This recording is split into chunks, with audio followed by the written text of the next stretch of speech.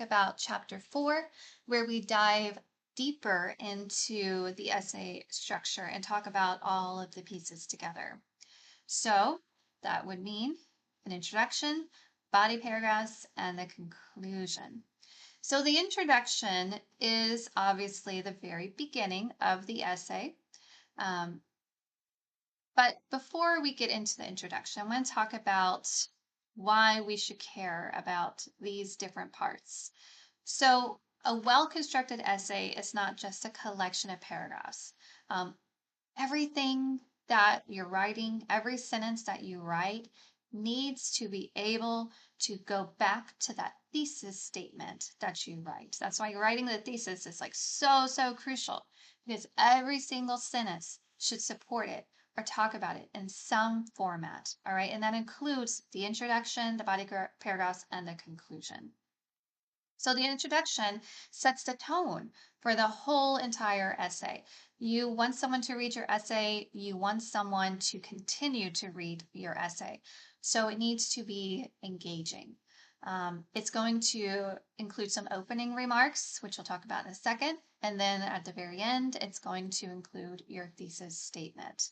So some ways that you can make it engaging is by opening up with an anecdote that obviously has to do with your topic.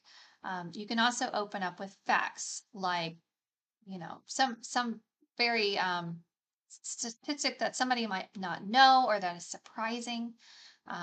Definition of key terms, I wouldn't recommend that one. You can also open up with a question, but make sure that the question isn't one where someone's like, well, yeah, obviously. We want to make the question say, I'm not sure. And then you are going to convince them with your essay.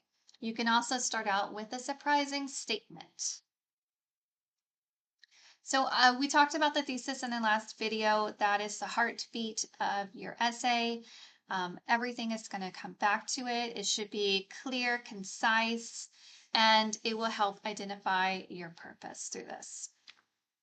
Now, your body paragraphs are going to develop those ideas in the thesis. So each body paragraph is going to focus on one main idea from your thesis.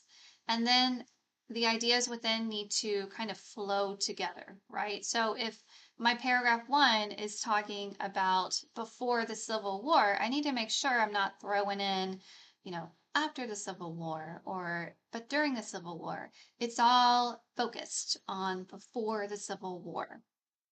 And that is fully developed.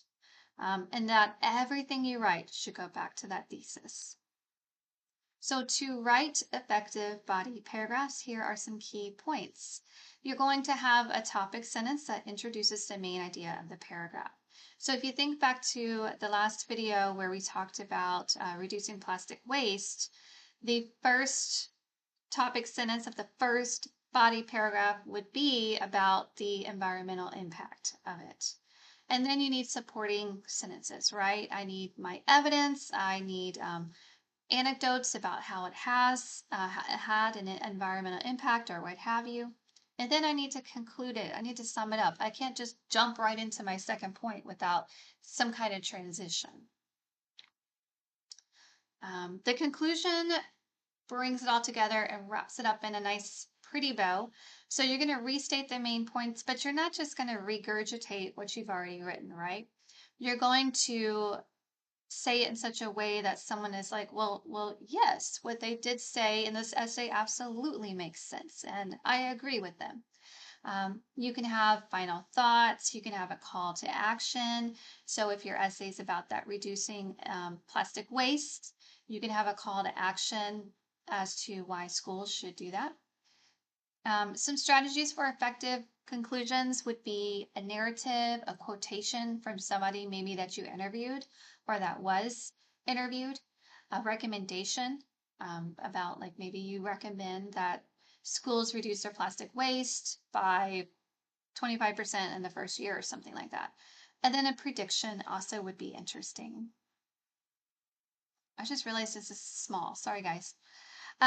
Evaluating essay components. So when you're reading essays themselves, ask yourself, does this introduction really set up the essay and like prepare me for it? The body paragraphs, do they make sense? Do they all flow back to that thesis in the intro? And then does the conclusion also go back to that thesis and reinforce it and kind of provide me with a sense of, okay, I read this essay, I get the whole point, I'm on board or I'm not on board, either way, and I fully understand everything and I've come full circle. Okay. So for writing your own essays, again, with that clear thesis statement, and then use an engaging intro strategy like we talked about earlier in this slideshow. Develop your body paragraphs with strong topic sentences and supporting details. So if you have trouble coming up with supporting details, then maybe that's not something that should be a body paragraph. A body paragraph should be kind of bulked up and have a lot of info in it. Ensure that there's smooth transitions between the paragraphs, so use some transitional words. And then make sure that that last paragraph is impactful and memorable. And then at the very end, after you've written your essay, then you write the title. Because if you try to write the title first, you're going to find, first of all, that you might think that you're locked into whatever the title says.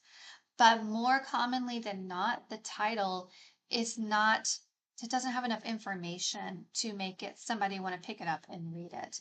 So if you're just saying reducing plastic waste as your title, I mean, that's so broad. And no one's like, well, what does it mean? Why do I care? But if your title says reducing plastic waste in schools increases student engagement, or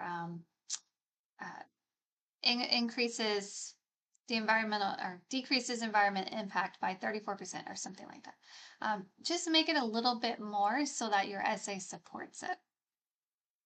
Okay, so we're going to practice writing a thesis statement. So here is a topic, rising college tuition and fees, which we can all like relate to, right? A thesis for that would be the rising cost of college tuition and fees is making higher education less accessible, increasing student debt, widening the gap between rich and poor, and limiting the opportunities for social and economic mobility that college is supposed to provide. So my thesis, let me go here so I can highlight. This is like the beginning of my thesis, right? This is what I'm trying to prove, that because prices are going up, it's making education less accessible. Because of that, there's increased student debt.